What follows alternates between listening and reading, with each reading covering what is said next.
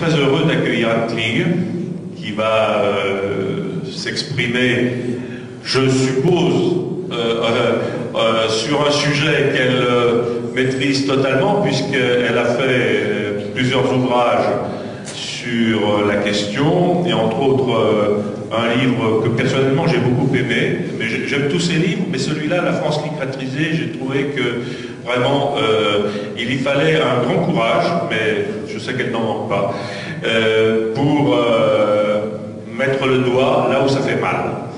Merci Anne.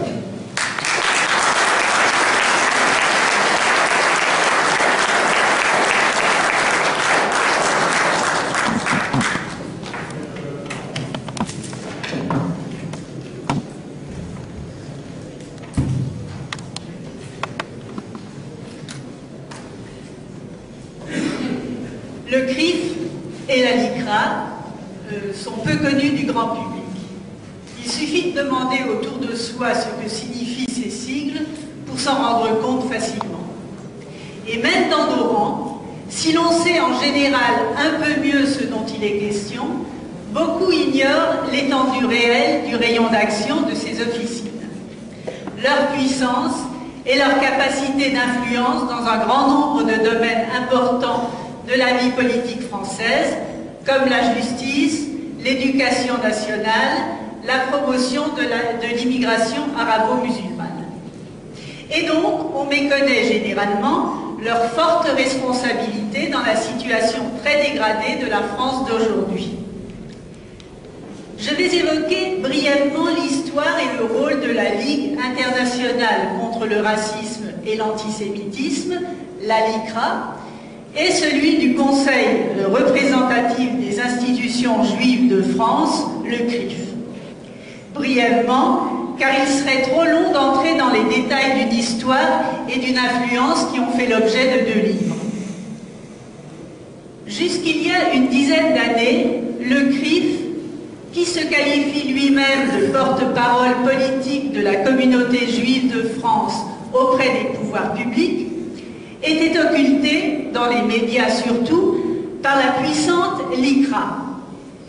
C'est elle qui jouait le rôle, en matière de lutte contre le racisme et l'antisémitisme, le rôle de bras armé, et veillait jalousement à l'orthodoxie de la vie politique française.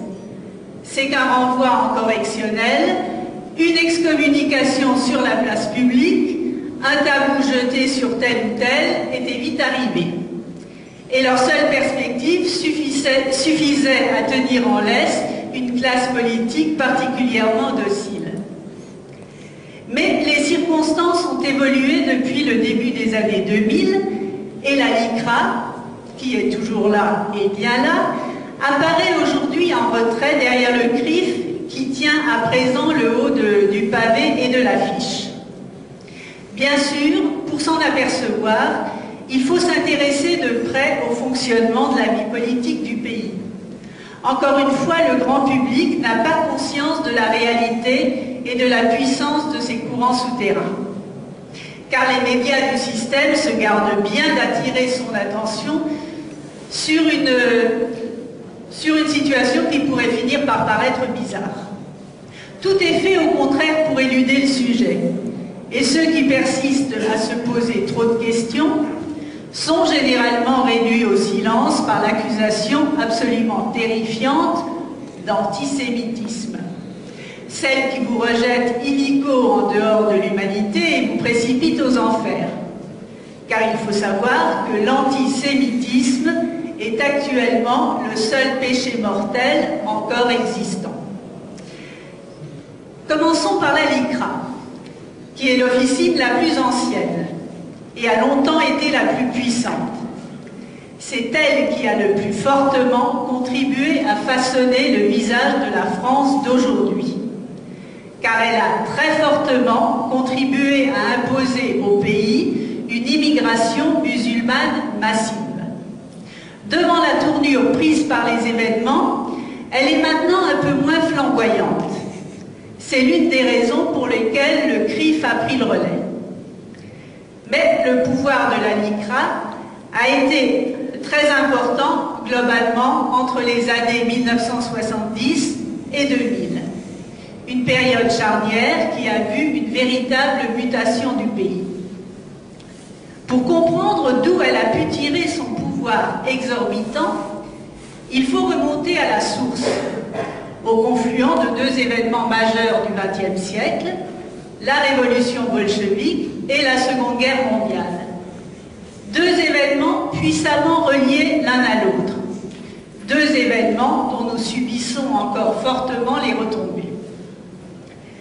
La LICRA a été créée en 1926 sous le nom de Ligue internationale contre les pogroms par un journaliste communiste, Bernard Lecache, qui, comme son nom ne l'indique pas, était né dans une famille juive d'origine ukrainienne réfugiée à Paris. Lecache a été parmi les premiers à adhérer au tout nouveau parti communiste français qui se crée en 1921.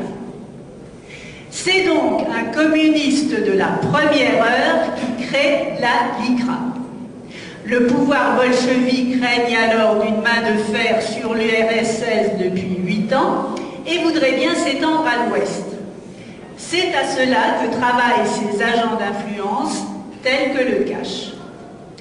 Ce dernier crée la Ligue pour assurer le battage médiatique voulu autour du procès de l'assassin de Simon Petlura, abattu à Paris par Samuel Schwarzbard.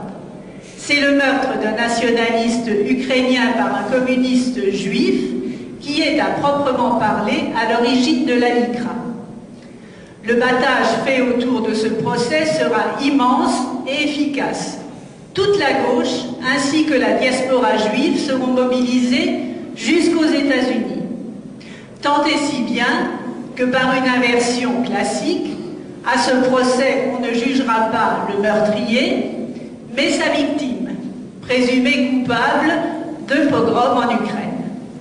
En réalité, le procès ne permettra même pas d'établir sa part réelle de responsabilité dans les exactions commises par son armée.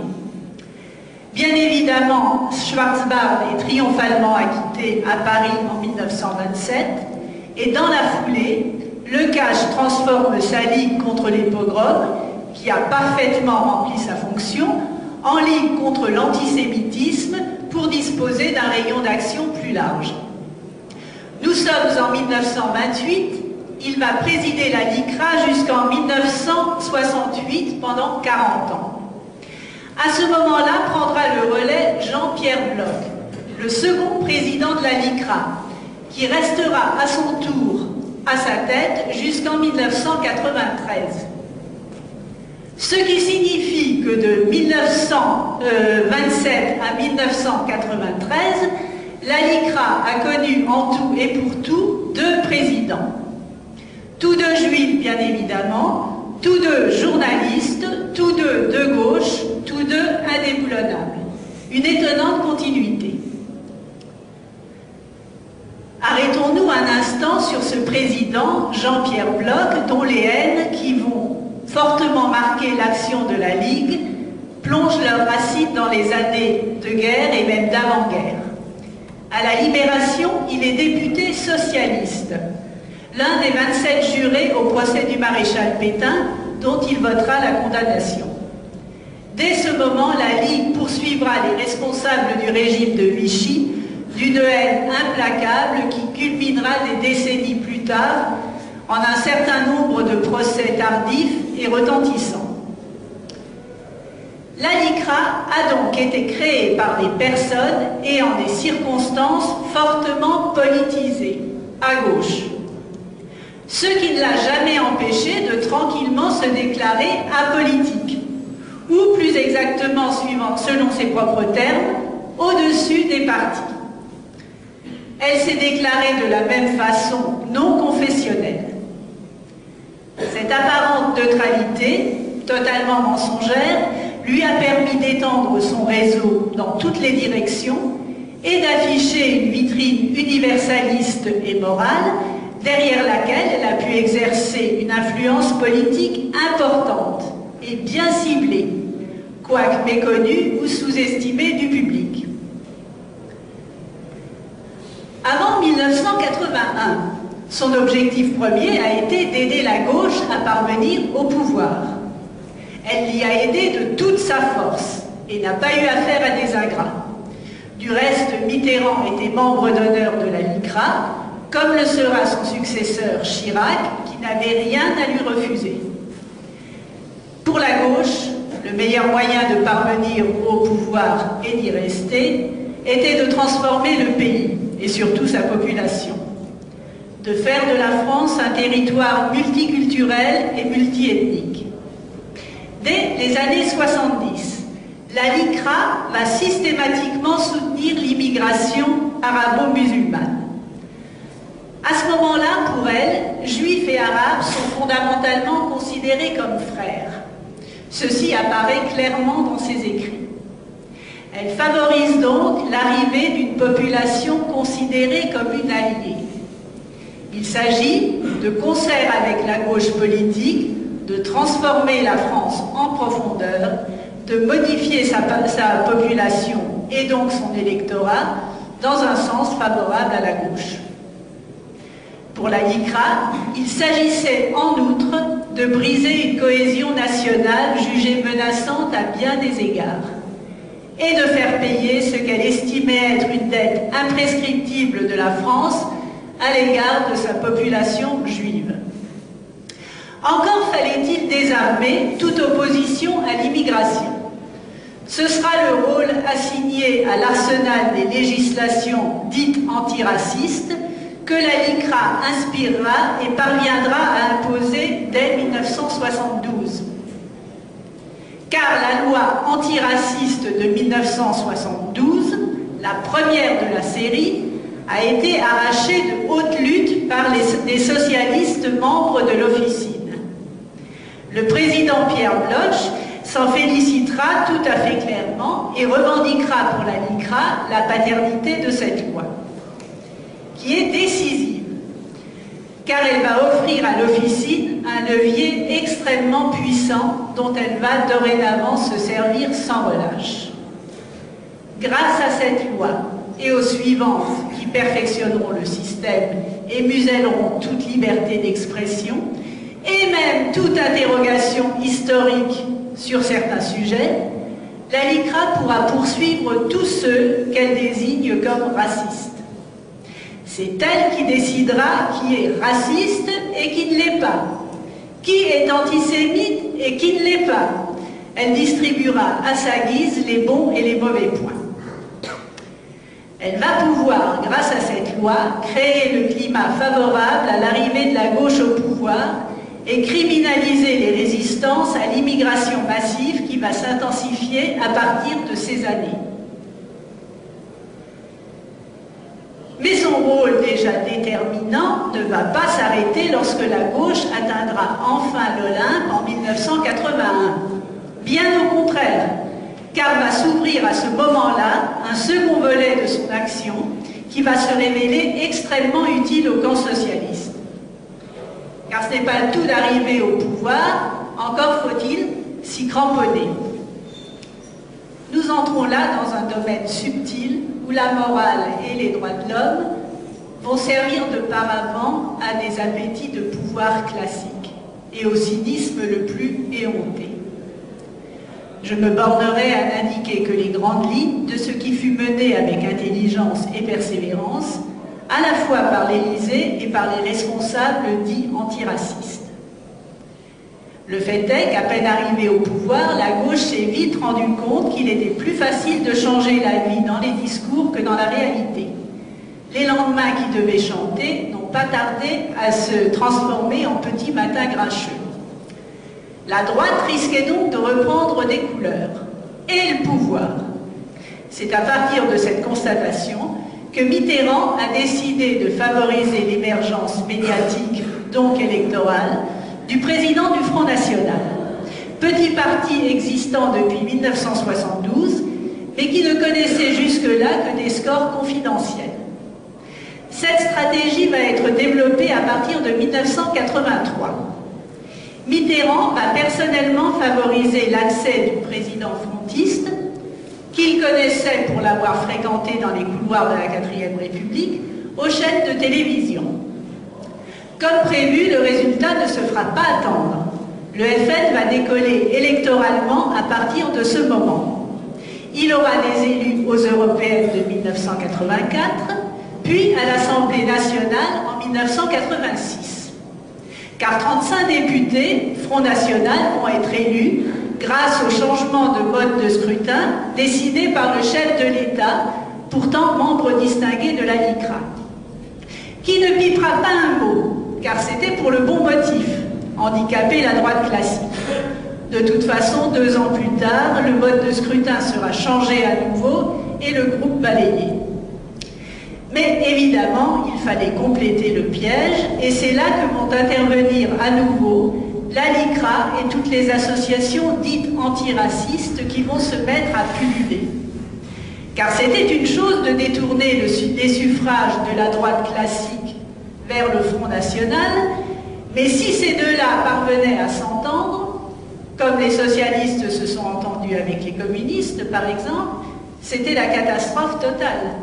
L'assurance pour la gauche d'être éjectée du pouvoir. Il fallait à tout prix empêcher cette éventualité, l'entente entre droite nationale et droite républicaine.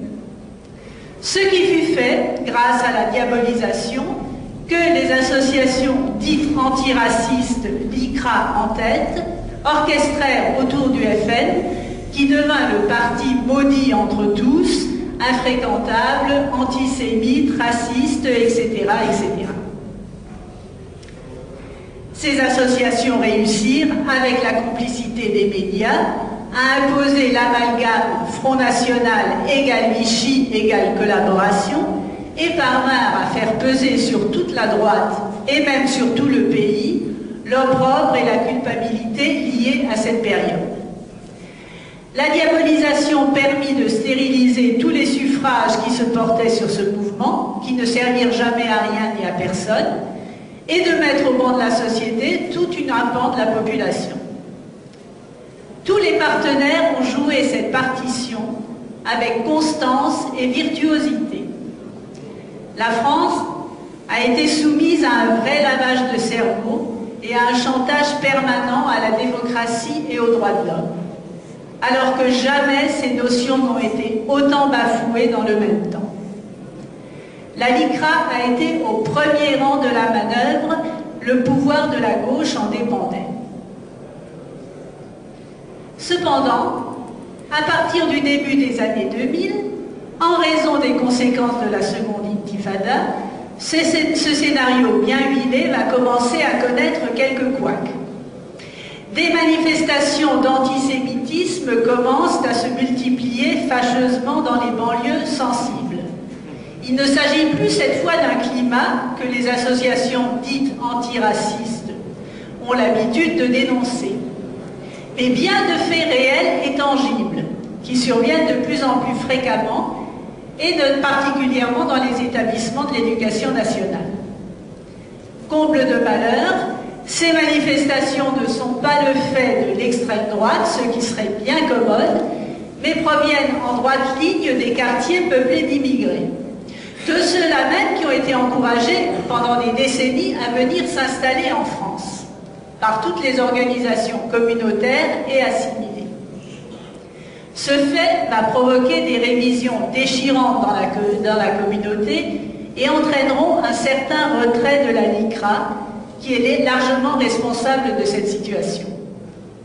Le CRIF était tout prêt à prendre le relais et à apparaître en première ligne. De toute façon, lui aussi avait, comme la LICRA, accompagné la longue marche de la gauche vers le pouvoir. Il partageait la même volonté de promouvoir en France une société multiethnique et d'imposer au pays une inextinguible repentance. Il était exactement sur la même longueur d'onde. Ce que l'on nomme le CRIF est en réalité un rassemblement de plus de 60 associations, extrêmement diverses à tout point de vue, y compris politique. Elles ont cependant un certain nombre de points communs absolument impératifs et incontournables. Elles sont juives, bien sûr, mais surtout elles soutiennent à fond l'État d'Israël dans tout ce qu'il dit et fait. Ce soutien inconditionnel est le fil conducteur de toute l'action du CRIF, qui non seulement défend en toutes circonstances l'État et les intérêts d'Israël, mais combat avec virulence toutes les menaces, réelles ou virtuelles, pesant sur l'État hébreu ou ses intérêts. Le soutien à l'État d'Israël passe aux yeux du CRIF par l'entretien quasi obsessionnel du souvenir de la Shoah. Ce souvenir est en effet intimement lié à la création de l'État hébreu. Et son évocation perpétuelle a pour but de graver dans les esprits qu'Israël, peuplé en grande partie de rescapés, n'est pas un État comme les autres, qu'il se situe quelque part dans l'exception et que par conséquent, il a droit à un comportement qui ne serait admis d'aucun autre. La Shoah ne doit en aucun cas être oubliée ou rangée au magasin bien fourni des horreurs en tout genre produites par l'humanité. Car elle a un rôle bien précis à remplir. Elle doit culpabiliser à tout jamais le genre humain en général, et les Occidentaux en particulier, et rappeler la dette inexpiable contractée à l'égard des Juifs. La Shoah est devenue, au fil des ans, la pièce maîtresse de la stratégie de soutien de la diaspora à l'État d'Israël. Aujourd'hui, plus que jamais. Et les exigences du CRIF s'agissant de cet enseignement de la Shoah dans l'éducation nationale française sont très lourdes. Elles sont cependant scrupuleusement prises en compte par les ministres concernés, quel que soit leur bord. Dernière priorité de l'officine, la lutte contre l'antisémitisme. Ce terme est des plus vagues et englobe toute critique ou réprobation touchant au peuple juif et à l'État hébreu. Son mode d'action au CRIF est sensiblement différent de celui de la LICRA. Alors que la LICRA se faisait craindre par les procès qu'elle intentait pour un oui ou pour un non, le CRIF, lui, fréquente assidûment les responsables politiques et fait entendre ses exigences au plus haut sommet de l'État.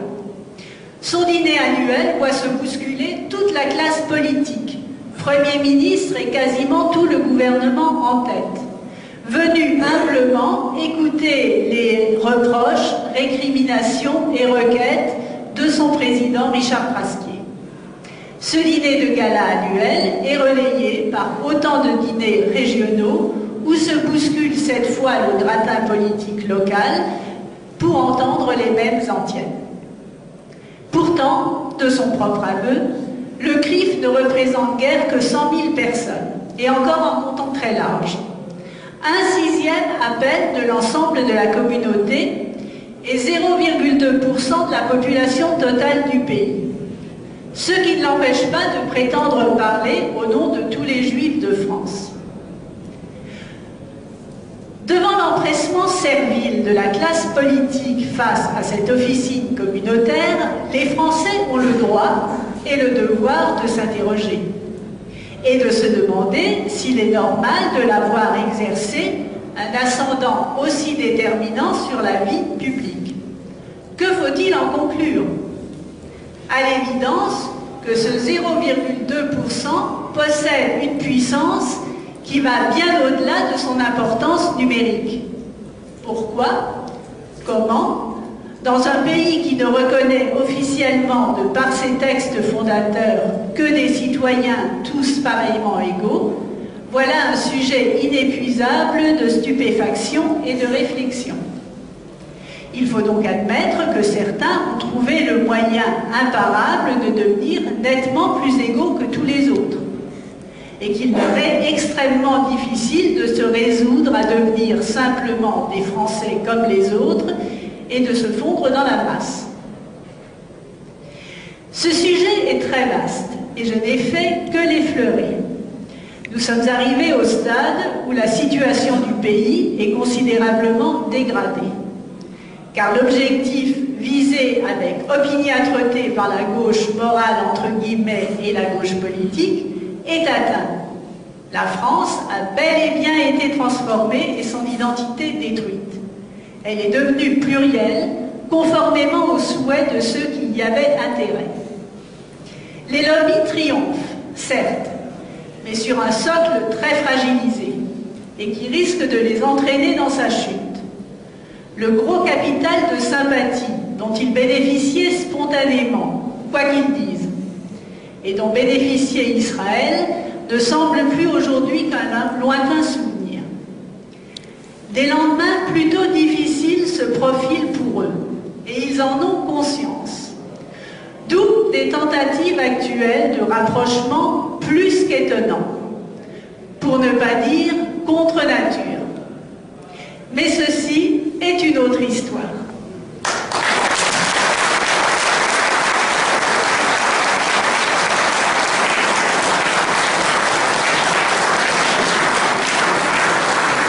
Un grand merci, Yann, car vous avez réussi, dans le cadre d'un exposé toujours contraignant, parce qu'il y a tellement de choses à dire, à nous donner vraiment l'essentiel d'un sujet dont on n'a hélas pas fini de parler, parce que le problème va rester entier devant nous, je pense, encore pendant, on va dire, un certain temps. Mais il est fondamental, en tout cas pour des gens comme nous, de bien savoir de quoi il s'agit, de connaître les tenants et aboutissants, l'historique. Vous avez bien fait de rappeler un peu cette historique qui, je pense, peu connue même parmi beaucoup de nos amis. Et donc, les livres d'Anne sont à disposition dans la salle des stands. Je vous conseille vivement d'aller vous y plonger. Merci Anne.